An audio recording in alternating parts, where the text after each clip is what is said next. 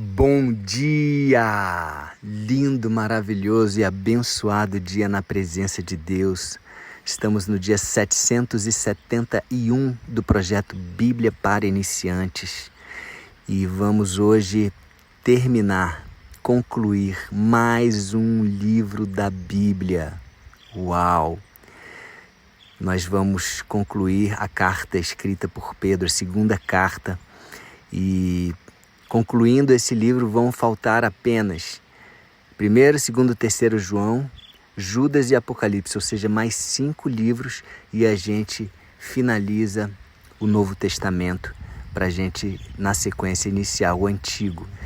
E como eu já expliquei aqui no projeto, eu iniciei pelo Novo porque é mais fácil de entender.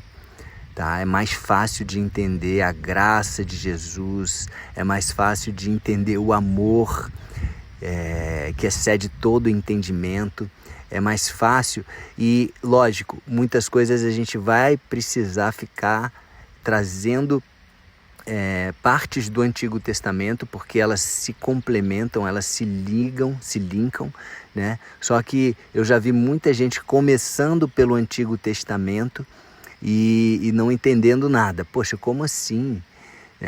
Principalmente quando Deus falava, olha, destrói esse povo, por exemplo, na questão da Arca de Noé, né? Gênesis 6-9, quando Deus destrói toda a humanidade, só preservando ali Jó, a esposa, e os 3 filhos, as 3 noras. Então tem muita coisa que às vezes fica difícil entender, né, se a gente começar pelo Antigo Testamento. Mas como o projeto é Bíblia para Iniciantes ou para pessoas que querem entender um pouquinho melhor, a gente começou pelo Novo Testamento, pelo livro de Mateus, né, como vocês já acompanharam até aqui. Amém? Então olha só o que ele fala nesse final do capítulo 3, que é o último capítulo da segunda carta que ele escreveu para a igreja. No versículo 15 ele diz assim: lembrem que a paciência do nosso Senhor é uma oportunidade para vocês serem salvos. Uau, já falamos até sobre isso no capítulo anterior, onde Pedro explica para as pessoas, para os irmãos, que Deus não está demorando, ele só está sendo paciente. Ele está dando oportunidade para que nós possamos ser salvos. Porque quantas pessoas, imagina se, porque ele está falando aqui do dia do Senhor, onde o universo, ele ainda fala, o universo todo vai ser queimado, derretido. E ele prometeu que novo céu e nova terra para nós, que estamos com ele, que aceitamos o sacrifício dele e que temos a salvação. Mas nem todos fizeram isso, nem todos aceitaram o sacrifício de Jesus, nem todos querem andar de acordo com os mandamentos de Deus, nem todos querem, segundo Pedro falou aqui, ter uma vida de entrega e dedicação a Deus, agradável a Deus. Nem todos querem isso. Tem gente que não está simplesmente nem aí para isso. Quer viver sua vida do jeito que dá na cabeça e pronto. Então, Pedro lembra aqui, ele fala, lembrem que a paciência do nosso Senhor é uma oportunidade para vocês serem salvos. Então, gente, e muitas vezes Deus permite que aconteça alguma coisa assim grave na nossa vida, por exemplo, uma doença, um acidente, uma tragédia às vezes, para que a gente se aproxime dele. Porque ele tentou tantas vezes falar com a gente pelo amor, né?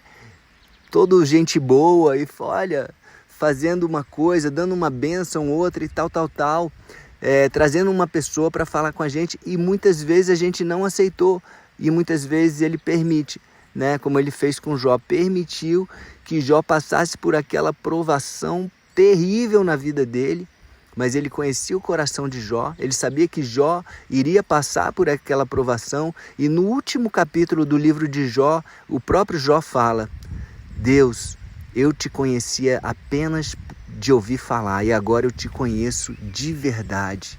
Eu te conheço quem você realmente é.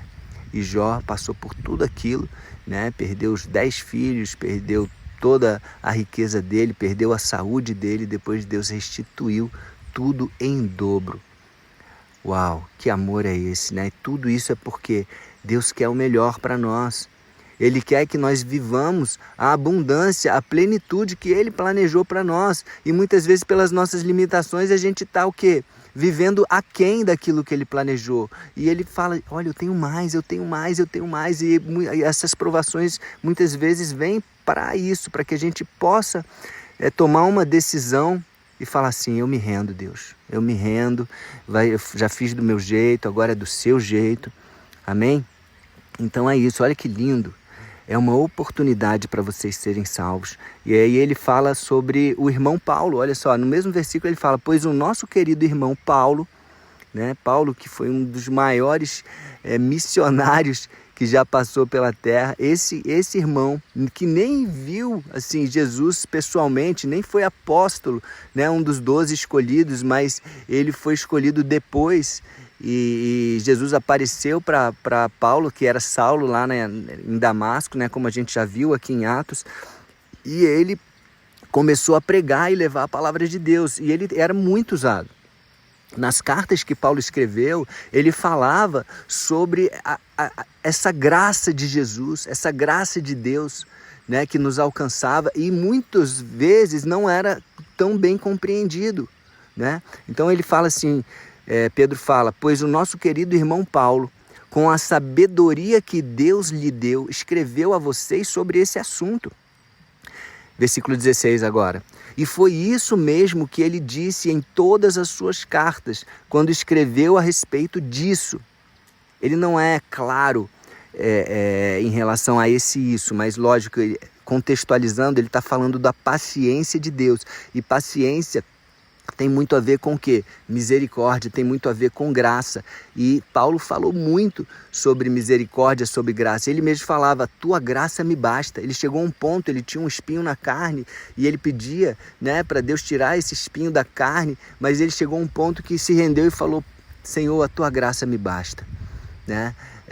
Eu não vou mais pedir mais nada, porque a tua graça me basta. E a confiança de que Deus tem o melhor. Sabia, até aquele espinho na carne era necessário para Paulo talvez não se desviar, né? Tipo assim, né? O que eu fico imaginando. Ele não diz isso, né? Mas eu fico imaginando por que aquele espinho na carne era necessário, porque Deus não tirou aquele espinho na carne de Paulo. Mas naquele momento Paulo falou, a tua graça me basta. E aí Pedro continuando aqui falando, nas cartas de Paulo há algumas coisas difíceis de entender e que os ignorantes e os fracos na fé explicam de maneira errada, como fazem também em outras partes das escrituras sagradas.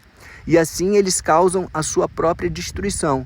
E como a gente leu no capítulo anterior, a destruição de outras pessoas também. Eles trazem essas interpretações, né? Eu creio, tá? Isso daqui é uma interpretação minha. Eles trazem essas interpretações das cartas de Paulo, porque Paulo fala muito sobre a graça, e distorcem, falam, não, você pode fazer o que quiser, né? Deus, a misericórdia sempre vai te alcançar e tal. Então você pode viver uma vida de pecado, você pode transar com quem você quiser, você pode usar drogas do jeito que você quiser, você pode ir para os ambientes que você quiser, você pode... É uma vida de uma liberdade, entre aspas, que não é real.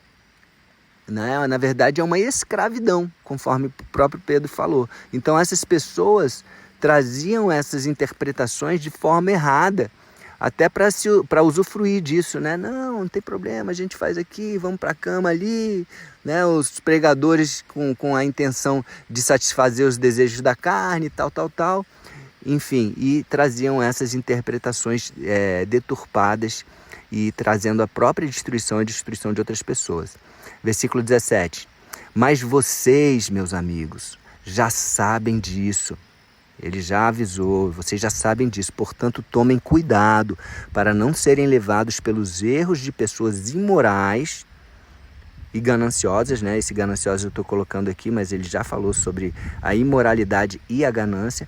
E para não caírem na sua posição segura. Eles acham que estão ali, né?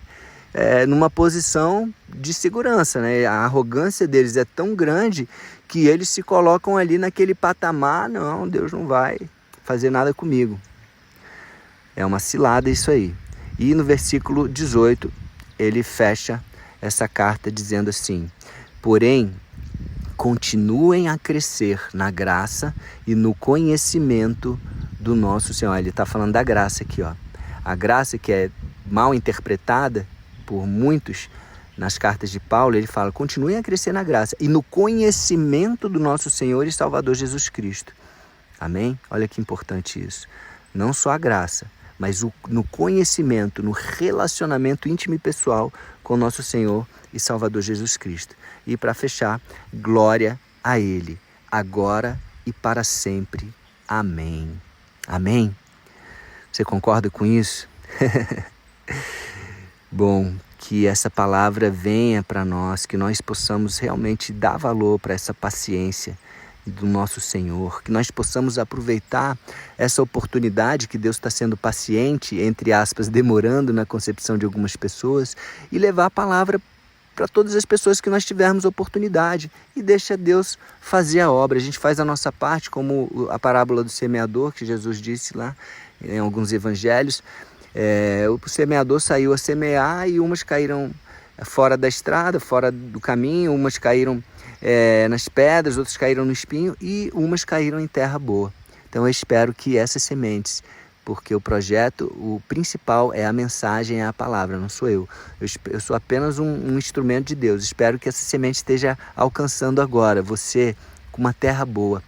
Amém? Vamos orar por isso? Senhor Deus, Pai, nós te agradecemos por esta semente poderosa, por esta palavra que nos alimenta, este pão diário, e que esta palavra, esta semente possa encontrar o nosso coração